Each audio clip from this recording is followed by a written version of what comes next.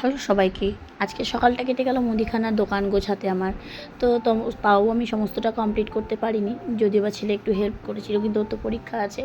তো পড়তে বসেছিল, আমি তার মাঝে একটু ওকে হেল্প চেয়েছি, তো করেওছে আমাকে হেল্প। তার এই ডাল ভিজিয়ে রেখেছি 2 রকমের। এটা আগের মাসের ডাল ছিল কিছুটা, সেটা আজকে আমাদের শনিবার রান্না হয়ে যাবে। আর এদিকে আমি একটু কুমড়োর বড়া করছি, আর কুমড়োর তরকারিও করব, কেননা আমার রাত্রিবেলা রুটি দিয়ে খাবে। আর ওইদিকে বেল আনা ছিল, সেটাকে ভাঙতে হবে, সেটা লাস্টে করব। তো আমি মুড়ি খেয়ে নিয়ে মানে রাইস কুকারে ভাতটা বসিয়ে দিয়ে বাদবাকি কাজ করে নিয়েছি। তারপর স্নান করে এসে ছেলে পুজো দিয়েছে। তো ছেলে পুজো দিলে আমার একটু সুবিধা হয়, বাড়িতে থাকলে, তাহলে আমি এদিকে কাজ করতে পারি। আর আজকে যথেষ্ট দেরি হয়ে গেছে, যেহেতু ওর বাবা ছিল না বলে অতটা কিছু প্রবলেম হয়নি। থাকলেও অসুবিধা হয় না, কিছু বলে না, কিন্তু তাহলেও একটা টাইম থাকে মানুষের খাবার। তো যাই হোক, আজকে আমরা একটু হালকা পাতলা রান্না করেছি। আর ওর বাবা থাকলে একটু আমাকে মানে অন্যরকম তরকারি রান্না করতে হতো। তো যাই হোক, আমরা আজকে মটরের ডালের বড়া করেছি, বিউলির ডাল, বেগুন ভাজা, পটল ভাজা, আর ছোটো ছোটো মটর ডালের বড়ি কিনে নিয়ে এসেছিলাম ফ্রুসু, সেগুলোকে ভাজা করেছি। এই ছিল আমাদের খাবার আজকে।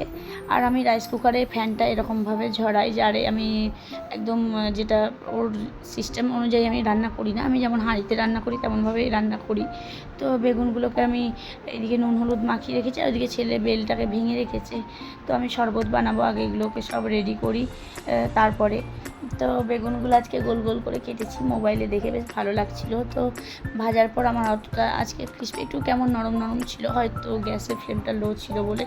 তো একটু অন্যরকম লাগছিল না, গরম খেলে হয়তো সেরকমই থাকতো মোবাইলের মতন।